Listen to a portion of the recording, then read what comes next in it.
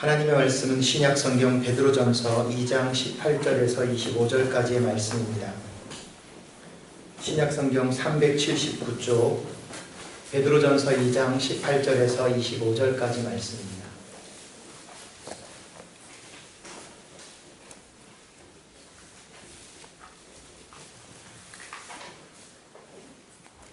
신약성경 베드로전서 2장 18절에서 25절까지의 말씀 우리 한 목소리로 함께 읽도록 하겠습니다.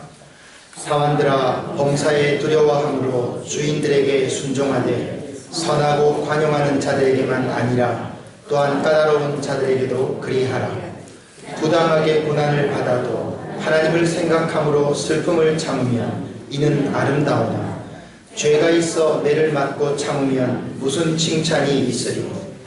그러나 선을 행함으로 고난을 받고 참으면 이는 하나님 앞에 아름다우니라. 이를 위하여 너희가 부르심을 받았으니 그리스도도 너희를 위하여 고난을 받으사 너희에게 본을 끼쳐 그 자취를 따라오게 하려 하셨느니라. 그는 죄를 범하지 아니하시고 그 입에 거짓도 없으시며 욕을 당하시되 맞대어 욕하지 아니하시고 고난을 당하시되 위협하지 아니하시고 오직 공의로 심판하시는 이에게 부탁하시며 친히 나무에 달려 그 몸으로 우리 죄를 담당하셨으니 이는 우리로 죄에 대하여 죽고 의에 대하여 살게 하려 하심이라. 그가 채찍에 맞음으로 너희는 나음을 얻었나니 너희가 전에는 양과 같이 길을 잃었더니 이제는 너희 영혼의 목자와 감독 되신 이에게 돌아왔느니라. 아멘. 독일계 유태인 정신분석학자 중에 에릭 프롬이라고 하는 유명한 사람이 있습니다. 이분도 크리스찬이신데요. 전 세계에 아마 이 정도의 실력을 가진 분이 없다라고 합니다. 에릭 프롬이라고 하는 분이 책을 한 권 쓰셨는데요. 이 책의 제목을 보면 이렇게 되어 있습니다. Man for himself. 자기를 위한 인간. 자기를 향한 인간이라는 책을 썼는데요. 이 책에서 에릭 프롬은 건강한 성격이 무엇인가, 도대체 건강한 성격이 무엇인가를 설명합니다.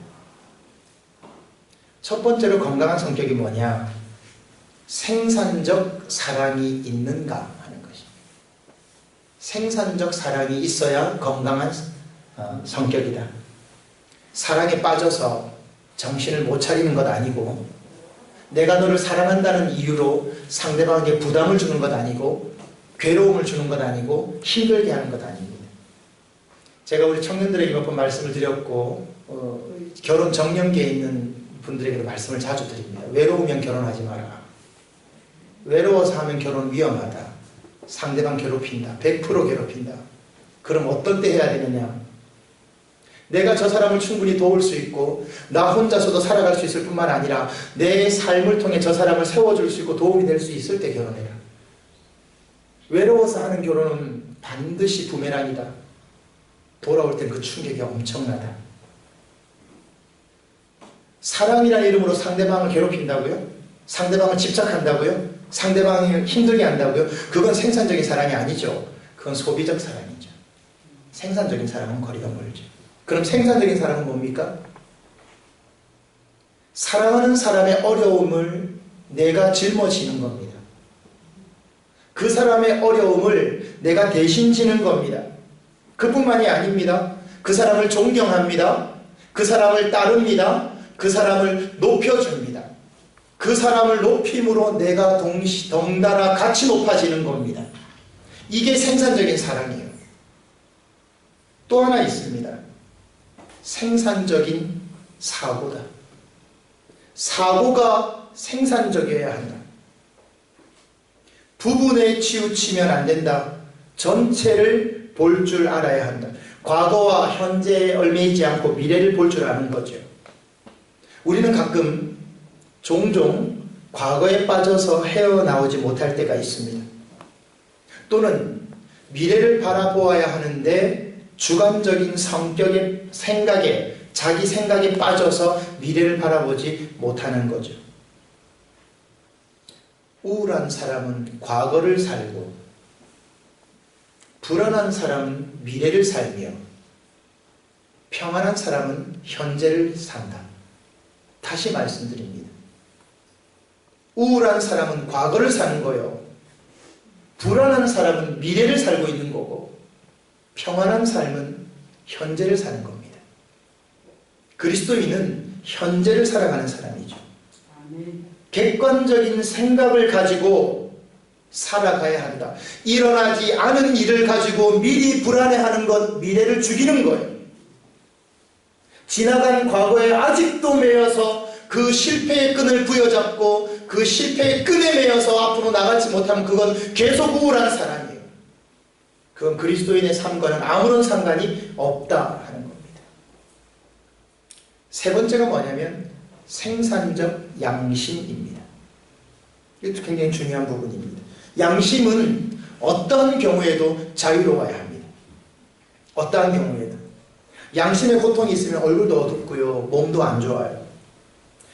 항상 인간의 양심은 자유롭게 선택하고 자유롭게 결정 내릴 수 있어야 합니다. 왜냐하면 양심이라는 것은 고통과 관련이 있거든요. 내가 양심의 가책을 느낀다, 양심의 찔림을 얻는다라고 말할 때는 이건 고통과 관련이 있는 거예요. 무슨 고통을 당하는가 하는 것은 하나도 중요하지 않습니다, 여러분. 무엇이냐면 어떤 자세로 고난을 당하는가가 중요한 거예요. 왜냐하면 고통은 동일하지만 그 고통을 당하는 사람은 다르기 때문입니다. 이거 굉장히 중요한 관점입니다. 고통은 동일해요. 누구에게나 고통은 동일해요. 그러나 그 고통을 당하는 사람은요, 달라요. 그렇기 때문에 고통을 대하는 자세에 따라 그 사람의 삶의 질이 결정나는 겁니다. 그래서 어떤 사람에게는 고난이 저주가 될 수 있지만 어떤 사람에게는 고난이 축복이 될 수도 있는 겁니다. 굉장히 다양한 그 관점인 거죠. 오늘 저와 여러분이 읽은 말씀은 사실 고난에 대한 말씀입니다. 고난에 여러 가지 종류가 있다. 고난의 다양한 모습이 있다. 그런데 중요한 사실 한 가지가 있습니다. 오늘 저와 여러분에게 본문의 말씀 어디를 보아도 고난 당하지 않는 사람이 있다거나 고난을 피하는 방법에 대해서 말하고 있지 않아요. 여러분, 이게 중요합니다. 중요한 건 무엇이냐면 오히려 고난을 그대로 인정하고 있는 겁니다. 몇 가지 종류가 나오죠. 19절 말씀에 보면 부당하게 당하는 고난도 있고 20절 앞부분에 보면 죄가 있어서 당하는 고난도 있고 그리고 20절 뒷부분에 보면은 선을 이루기 위해서 당하는 고난도 있고 여러 종류의 고난들이 나옵니다. 특별히 이 사순절 기간 우리가 눈여겨보아야 되는 고난은 세 번째, 선을 이루기 위한 고난입니다. 그런데 이 선을 이루기 위한 고난을 가리켜서 선택적 고난이라고 합니다. 오늘 말씀의 제목이지요. 그런데 여러분이 그 세 번째에 나오는 선택적 고난의 전제 조건이 있다는 것 아십니까? 선을 이루기 위한 고난에는 반드시 고백이 있어야 합니다. 신앙 고백이 있습니다. 그 고백이 뭔지 아십니까? 이것은 그냥 당하는 고난이 아니다. 이것은 하나님께서 나에게 주시는 거다. 하나님이 능력이 없어서 내가 고난을 당하는 것 아니고 하나님이 나를 버렸기 때문에 내가 고난 당하는 것 아니다 라고 하는 고백. 이 고백을 가진 사람이 이 선을 이루는 고난을 당하는 겁니다. 예를 들어 보겠습니다.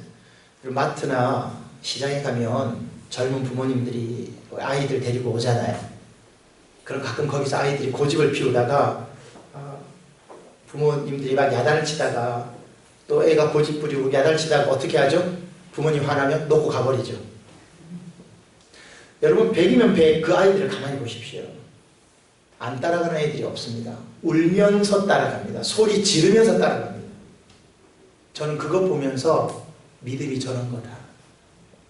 저는 그렇게 생각합니다. 왜 그렇습니까? 엄마는 나를 때려도 사랑한다. 엄마는 나를 야단쳐도 사랑한다. 나를 미워하지 않는다. 지금 내 자리에서 엄마는, 부모님은 내 운명을 책임지는 사람이다. 그래서 울면서 때때로 마음에 안 들지만 따라가는 거예요. 저는 그게 훌륭한 믿음의 모습이다 라고 생각을 합니다. 그러면 이 선을 이루는 고난, 이 선택적 고난에는 무엇이 있습니까? 시나리오가 있습니다. 그 시나리오는 해피엔딩입니다.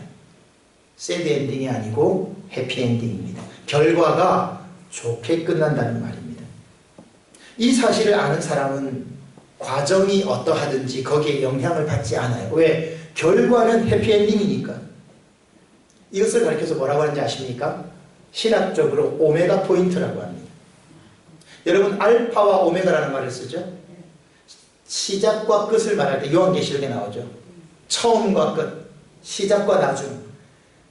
라틴어의 첫 글자가 알파입니다. 우리 영어의 알파벳 A죠. 마지막 글자는 Z가 아니고 오메가입니다. 마지막이라는 뜻입니다. 오메가 포인트는 뭡니까?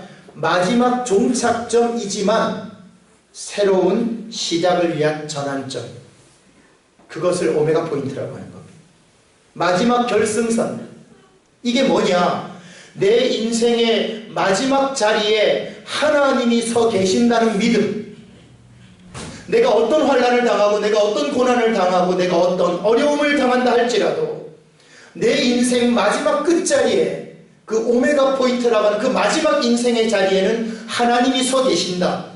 그 사실을 믿음으로 고백하는 사람, 그 사람이 바로 그리스도인이라는 말입니다. 이것을 보여주는 겁니다. 이 사실을 아는 사람은요, 19절 말씀처럼 부당하게 고난을 당해도 참을 수 있습니다. 여러분, 옛날 성경이 저는 더 가깝다고 봐요. 우리 개역개정 나오기 전에 개역 한글판을 보면 이 부분이 뭐라고 되어 있냐면 아마 여러분 아실 거예요. 애매히 고난을 받아도 이렇게 나와요. 애매히 고난을 받아도. 저는 그 말씀이 훨씬 더 와닿더라고요. 나에게는 잘못이 없어. 적어도 이 부분만큼은 나에게 잘못이 없어. 나의 실수도 아니야. 나의 책임도 아니야. 그런데 왜 내가 이 고난을 받아야 되고, 그런데 내가 왜 이 고통을 당해야 되고, 내가 왜 이 어려움을 처해야 되나? 왜 당하는지도 모르겠고, 무엇 때문에 당하는지도 모르겠고, 어째서 당하는지도 모를 뿐더러 그 결과도 모르겠어. 아무것도 모르는 거예요. 그냥 당하는 겁니다. 여러분, 인생 살아오시면서 그런 경험들 한두 번 있으시지요? 왜 나에게 이런 일이 일어나는가? 왜 내가 이런 고통을 받아야 하고, 왜 내가 이런 부당한 대우를 받아야 하는가? 답답하고 화나고 분노하게 되지요. 그러나 믿음의 사람은 생각합니다. 오메가 포인트입니다. 여기에도 하나님의 뜻은 있다. 내가 알지 못하는 하나님의 지혜가 있고, 내가 헤아릴 수 없는 하나님의 놀라운 뜻과 경륜과 주관과 일하심이 있다. 그래서 오늘 19절 말씀처럼 고난을 받아도 하나님을 생각함으로 참으면 이건 아름답다, 이렇게 말하는 겁니다. 여러분, 아름답다라는 헬라어 원문은요, 카리스입니다. 카리스. 근데 여러분, 재밌는 사실은 카리스마가 이 카리스에서 나오거든요. 카리스마가 뭡니까? 사람을 끄는 능력을 말하잖아요. 사람을 이끌어가는 리더에게 필요한 게 카리스마라고 하죠. 예. 이 카리스마가 어디서 나오냐면 카리스에서 나옵니다. 능력은 어디서 나오냐? 은혜에서 나오는데, 이 은혜가 무엇이냐? 하나님을 생각하는 것. 진정한 은혜가 뭐냐? 내가 당하는 모든 일에, 내가 겪고 있는 모든 일에서 하나님을 생각할 줄 아는 것, 그것이 은혜요, 그것이 아름다움이요, 그것이 계속되면 그 사람에게 카리스마가 생기는 거예요. 이게 진짜 믿음의 능력이고, 이 능력을 소유하는 여러분 되시기를 주의 이름으로 축원드립니다. 여러분에게 부탁드립니다. 누가 나를 괴롭히는가? 생각하지 마세요. 누가 나에게 돌을 던지는가? 쳐다보지 마세요. 왜 이런 일이 생겼는가? 묻지 마십시오. 의미 없습니다. 솔직히 의미 없습니다. 그냥 19절 말씀처럼 부당하게 당해도 하나님을 생각하고 슬픔을 참으면 이건 아름다운 거예요. 그냥 그게 은혜예요. 하나님의 능력, 하나님의 은혜를 생각하고 참으면 되는 거예요. 억울하다고 항변할 필요도 없어요. 의미 없습니다. 그것도 이미. 그렇게 참는 것이 세상적으로 보면 무기력해 보이고 바보같이 보이고 무능력해 보이지만 사실은 하나님의 섭리, 하나님의 주권, 하나님의 은혜를 인정하는 행위입니다. 그래서 그렇게 하는 겁니다. 또 하나의 고난이 있죠. 20절 앞부분에 나오는 말씀, 죄 때문에 당하는 고난입니다. 죄가 있기 때문에 고난을 받는 거예요. 죄가 있어 매를 맞고 참으면 그건 칭찬받을 일이 아니에요. 그건 당연한 거예요, 여러분. 가끔 이것이 포장되거나 미화되는 경우가 있는데 그건 하나님 앞에 바르지 않아요. 내가 잘못한 것 때문에 당하는 건 당연한 거예요. 그건 아무것도 아닌 거예요. 결과에 따른 거예요. 인생은요, 그런 의미에서 보면 추수하는 것과 같습니다. 내가 심었기 때문에 거두는 거예요. 어제 심고요, 오늘 거둡니다. 그죠? 선배가 심고 후배가 거두고 부모가 심고 자식이 거두기도 합니다. 그게 인생입니다. 여기서 심었는데 거두기는 저쪽에서 거둘 때도 있어요. 중요한 건 뭐냐면 모든 인생의 법칙은 내가 심었기 때문에 거둔다는 겁니다. 혹시 여러분 다른 사람의 눈에서 눈물 나게 한 적이 있으십니까? 인생 살면서 그것보다 더 큰 눈물을 흘리게 될 때가 올 것입니다. 기억하십시오. 그게 인생의 법칙입니다. 아무도 모르게 다른 사람을 속인 적이 있습니까? 살다 보면 나도 다른 사람에게 속게 됩니다. 왜? 내가 심었으니까. 내가 심었으니까. 말로 인한 실수, 교만한 행동, 어떤 것이든 간에 전부 다 내가 심었기 때문에 거두는 겁니다. 반대도 있습니다. 좋은 것을 심으면 당장 이득은 보지 못하더라도 나중에 반드시 그 이상으로 거두게 되는 것도 인생입니다. 이 모든 것이 인생의 법칙이지요. 그렇다면 죄로 인한 고난은 그 해결 방법이 무엇입니까? 회개입니다. 내 잘못을 인정하고 회개함으로 새로운 삶의 전환점을 이뤄나가는 것, 거기까지가 죄로 인한 고난입니다. 그리고 이제 그 다음에 가장 중요한 고난이 나옵니다. 20절 뒷부분에 나오는 선을 행함으로 받는 고난입니다. 이것이 바로 자발적 고난이요 선택적 고난이라고 하죠. 이것은 믿음의 사람들이, 특별히 저와 여러분과 같이 믿음의 길을 걷는 사람들이 걸어가야 하고 선택해야 되는 고난 중에 하나죠. 1955년인가요? 유명한 영화 있죠. 코바디스라고 하는 영화 있습니다. 아마 여러분 많이 보셨을 거예요. 아마 기억하실 겁니다. 우리 젊은 분들은 모르실 거고, 이게 그 리메이크가 돼서 2014년도에 새로 나왔더라고요. 배너도 새로 나왔죠. 저는 배너는 봤습니다. 새로 이렇게 좀 더 화질을 개선한 걸 봤는데요. 저 영화를 제가 설교 준비하면 찾아보니까 1955년작이더라고요. 엄청나죠. 55년생이에요, 저 영화가. 지금까지도 기독교 명작으로 남아있지 않습니까? 이 코바디스라는 뜻은 라틴어입니다. 어디로 가십니까? 라는 뜻이죠. 여러분 잘 아실 겁니다. 로마 대화재 사건으로 인한 기독교인 핍박 사건을 다루고 있는 실화이지요. 당시 로마의 황제, 폭군이었던 네로가 로마에 불을 지릅니다. 그 영화에 보면 그런 장면이 나오죠. 불 지르고 포도주잔 들고 즐거워하는 장면, 참 보면서 그 장면이죠. 근데 그 다음이 문제죠. 로마 대화재 사건이 일어난 다음에 이 화재의 방화범으로 누구를 지목합니까? 그리스도인들, 기독교인들을 지목하죠. 그리고 죄를 뒤집어 씌웁니다. 그때부터 로마의 대핍박이 일어나면서 수만 명의 그리스도인들이 죽임을 당하죠.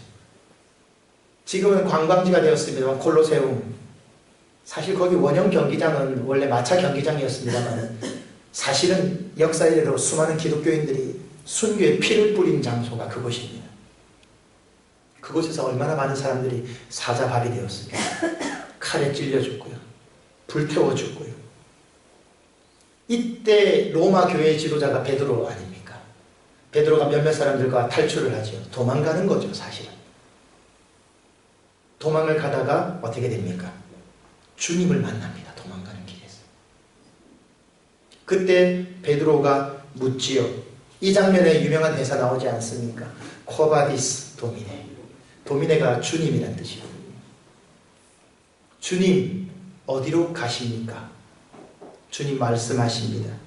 네가 버린 로마에 간다. 내가 가서 다시 십자가에 못 박히려 한다. 베드로가 그 말을 듣고 돌이키죠. 도망가는 것을 멈추고 다시 갑니다. 다시 로마로 들어가서 복음 전하다가 거기서 잡혀서 십자가에 달려 순교하게 되죠. 전승입니다만은 유명한 이야기가 전해 내려오죠. 베드로가 뭐라고 그랬습니까? 죽기 전에. 예수님 십자가에 돌아가셨는데 내가 어떻게 감히 같은 모양으로 달릴 수 있느냐. 거꾸로 매달아라. 그래서 십자가 거꾸로 매달아서 베드로가 순교합니다. 여러분, 이 부분을 잘 생각해야 됩니다. 정말 신중하게 생각해야 됩니다.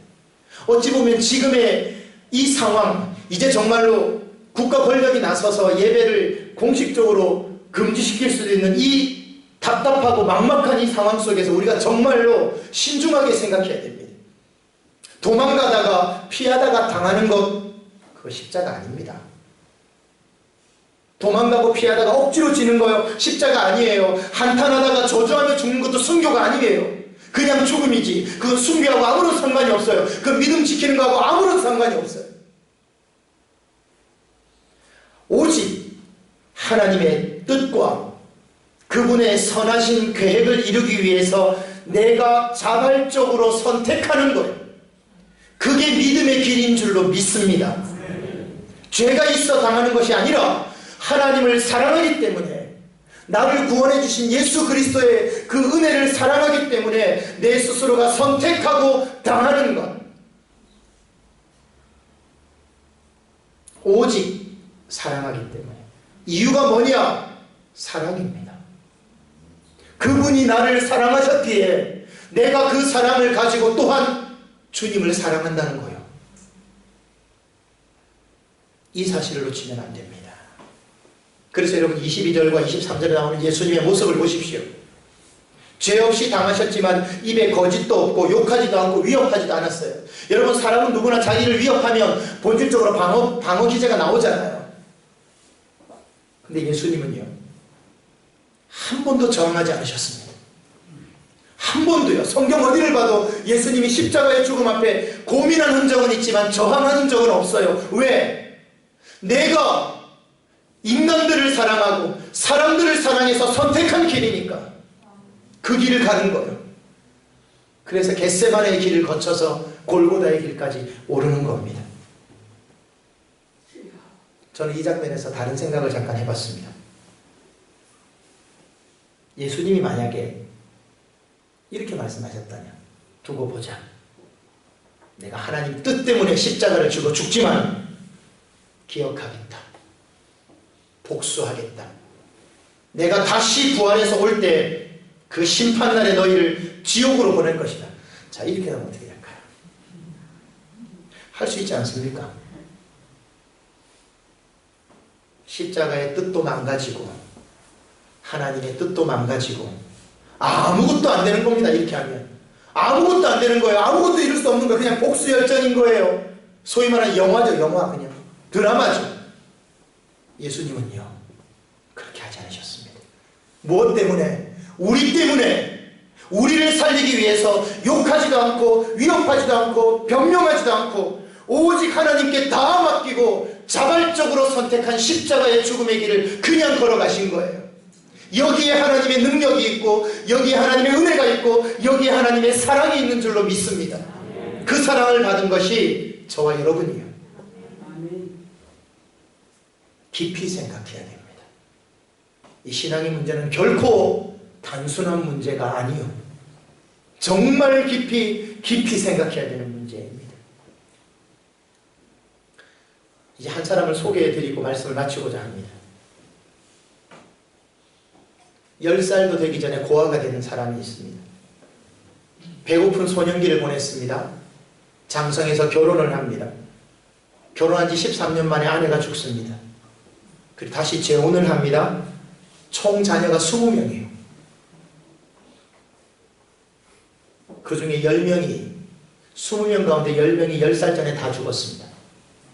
남은 10명 중에 1명은 정신지체가 됩니다. 자신도 평안한 삶을 살지는 못했습니다. 늙어선 시력을 잃었고요. 한때 마비가 와가지고 뇌출혈로 마비가 와서 반신불수가 되었다가 겨우 회복되기도 했습니다. 그러나 그는 그 일생에 거쳐서 불후의 명작을 남기게 되지요. 그는 작품을 쓸 때 첫머리에 그리스도의 이름이라고 쓰고 마지막에는 오직 하나님께 영광이라고 썼습니다. 이 사람이 누군지 아십니까? 음악의 아버지 요한 세바스찬 바하입니다. 바하의 음악은 너무나 많이 알려져 있죠. 바하를 모르는 사람은 없습니다. 저 사람을 몰라도 저 사람 만든 음악은 누구나 다 들어봤을 것입니다. 그러나 바하가 이렇게 어려운 고생을 했다는 것을 아는 사람 많이 없습니다. 이분 참 신앙인입니다. 고난 속에서 주의 음성을 들었던 사람이에요. 모진 어려움 속에서 하나님의 은혜를 경험한 사람입니다. 그래서 어떻게 보면 그의 음악이 지금까지도 사람들에게 영향을 주는 거죠. 사랑하는 성도 여러분, 그리스도인은 고난의 필요를 압니다. 고난의 의미도 압니다. 그리고 고난의 결과도 압니다. 더 중요한 건 그 속에 있는 하나님의 능력과 하나님의 은혜도 압니다. 하나님 절대로 실수할 분이 아니십니다. 절대로 하나님 실수 안 하십니다.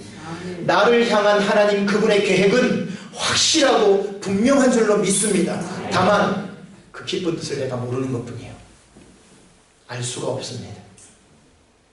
그러나 분명한 사실 한 가지는 내가 하나님의 뜻 안에 있으며 그 마지막은 오메가 포인트 해피엔딩입니다. 분명한 사실입니다. 이 사실을 믿고 인내하면서 하나님의 사랑을 확인하면서 내 삶을 살아가는 겁니다. 저와 여러분은 믿음이라는 스스로 좁은 길 선택한 사람들입니다. 선택적 고난입니다. 이 사순절 기간 그리스도께서 십자가를 지시고 우리에게 다가오고 있는 이 고난의 절기에 여러분 어떤 고난을 선택하시겠습니까? 어떤 삶을 선택하시겠습니까?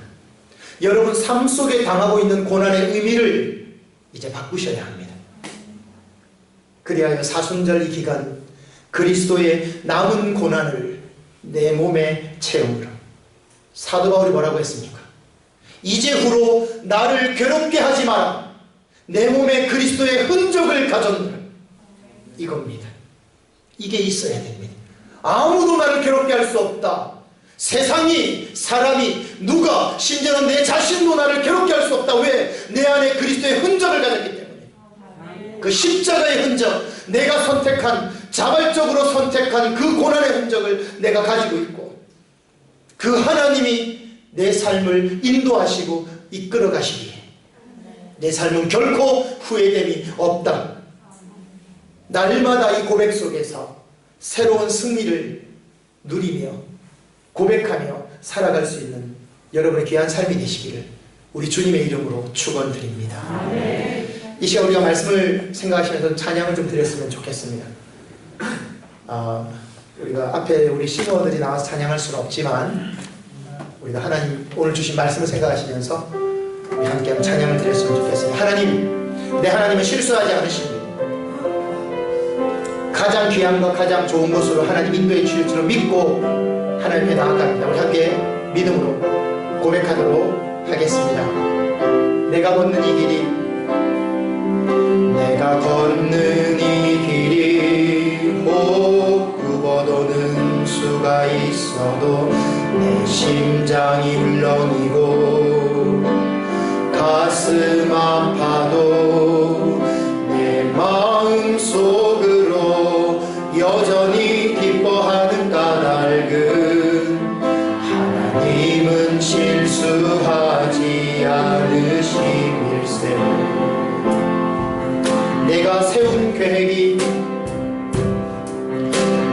세운 계획이 혹 빗나갈지 모르며 나의 희망 덧없이 쓰러질 수 있지만 나 여전히 인도하시는 주님을 신뢰하는 까닭은 주께서 내가 가야 할 길을 잘 아시는세.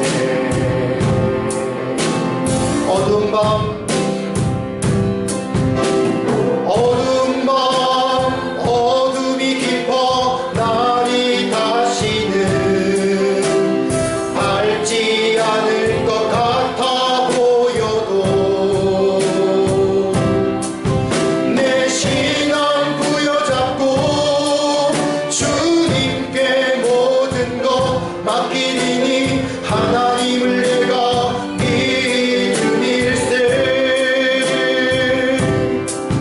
지금은 내가 볼 수 없는 건 너무 많아서 너무 멀리 가물가물 어른거려도 운명이여 오라 나 두려워 아니하리.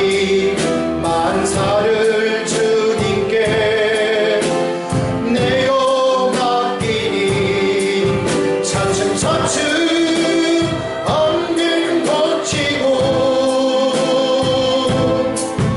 하나님 지으신 빛이 뚜렷이 보이리라. 가는 길이 온통 어둡게만 보여도 하나님은 실수하지 않으신다네. 우리 다시 한번 더 찬양 드리도록 하겠습니다. 내가 걷는 이 길이 내가 걷는 이 길이 혹 굽어도는 수가 있어도 내 심장이 흘러들고 가슴 아파도 내 마음 속으로 여전히 기뻐하는 까닭은 하나님은 실수하지 않으심일세. 내가 세운 계획이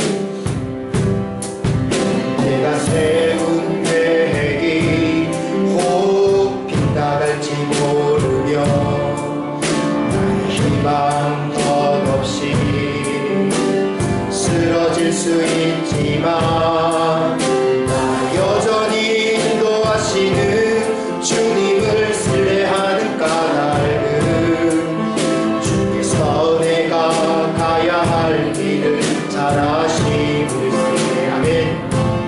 어두운 밤 어둠이 깊어 날이 다시는 어두운 밤 어둠이 깊어 날이 다시는 밝지 않을 것 같아 보여도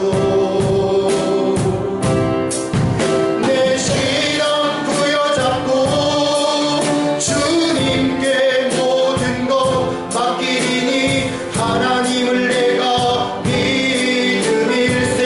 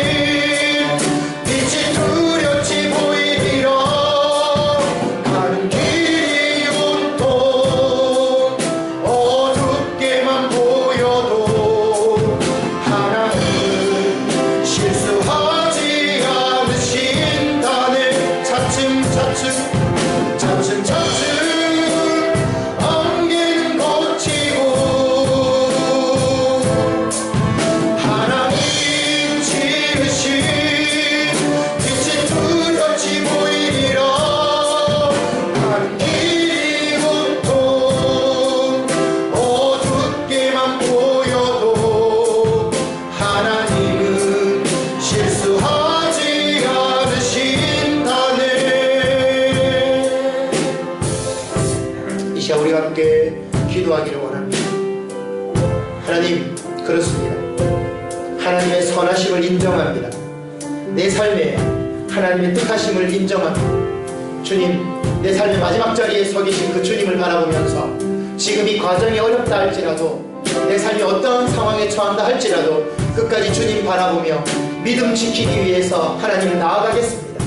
이것은 내가 선택한 것이요, 내가 주께 받은 바 은혜를 따라 구원 주신 그 하나님, 은혜 주신 그 하나님 바라보며 나아가는 것이오니 주님, 나로 하여금 그 마지막 자리에 서 계신 주님 바라보며 이 믿음 지키며 나아가게 하옵소서. 끝까지 하나님 멈추지 아니하고 이 길 걸어가도록 인도해 주옵소서. 내 삶의 끝자리에 서 계신 하나님 바라보며 믿음으로 나아가겠습니다. 이 시간 함께 한번 하나님께 기도하도록 하겠습니다. 함께 기도하십시다.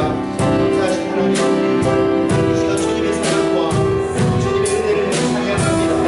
하나님의 뜻하심과 하나님의 은혜 속에서 하나님, 내가 이 믿음의 길을 선택해 하나님 그분을 지고 그 앞에 나아갑니다. 하나님, 내 삶을 주관하여 주옵소서. 하나님 보게 하시고 하나님 알게 하시고 하나님 그 속에서 하나님 주시는 은혜 속에 믿음으로 나아가게 하여 주시옵소서. 하나님, 내가 그런 믿음으로 살아가기를 원합니다. 어떤 하나님 고령 땅 끝까지 믿음 지키며 나아가게 하여 주시옵소서. 하나님 아버지, 주의 이끌어 주시고 주장하여 주시고 역사하여 주시고 함께하여 주시기를 원합니다. 사랑하는 주의 백성들을 붙잡아 주옵소서. 하나님의 믿음의 백성들, 주의 자녀들을 붙잡아 주옵소서. 믿음 속에서 흔들리지 않고 오시고 어떤 경우 어떤 상황, 내 삶의 고난을 재해석하며 이제 믿음으로 나아갈 수 있도록 하나님 붙잡아 주시고 인도하여 주시고 역사하여 주시고 하나님 함께하여 주시고 주장하여 주시옵소서. 인도하여 주시고 역사하여 주시옵소서. 인도하여 주시옵소서.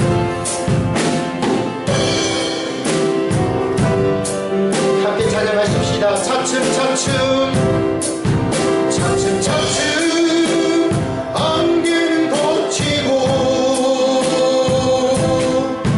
하나님 지으신 빛이 뚜렷이 보이니라. 가는 길이 온통 어둡게만 보여도 하나님은 실수하지 않으신다네. 차츰 안개는 걷히고 하나님 지으신 빛이 뚜렷이 보이니라. 가는 길이 온통 어둡게만 보여도 하나님은 실수하지 않으신다네.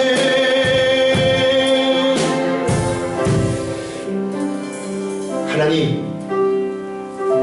우리에게 주신 예수 그리스도의 구원의 은혜로 말미암아 주께서 짊어지고 가신 그 십자가를 이 시간 다시 한 번 더 생각합니다.